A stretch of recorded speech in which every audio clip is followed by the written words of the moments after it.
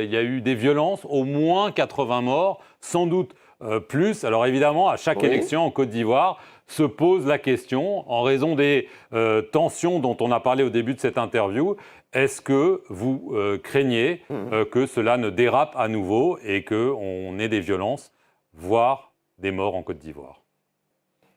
Moi, tout ce que je peux vous dire, c'est que j'espère que pour ces élections-ci, nous n'aurons pas des morts, nous n'aurons pas de violences, nous n'aurons pas des biens détruits.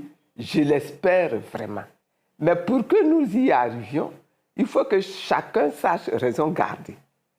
Que ceux qui assurent la sécurité sans se comporter en agresseur et en partisan d'une des parties aux élections.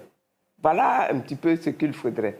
Et que ceux qui ont beaucoup de ressentiment, et même quelquefois à juste titre, sachent également se retenir pour que pour une fois dans ce pays, nous allions à des élections apaisées. La chose est possible.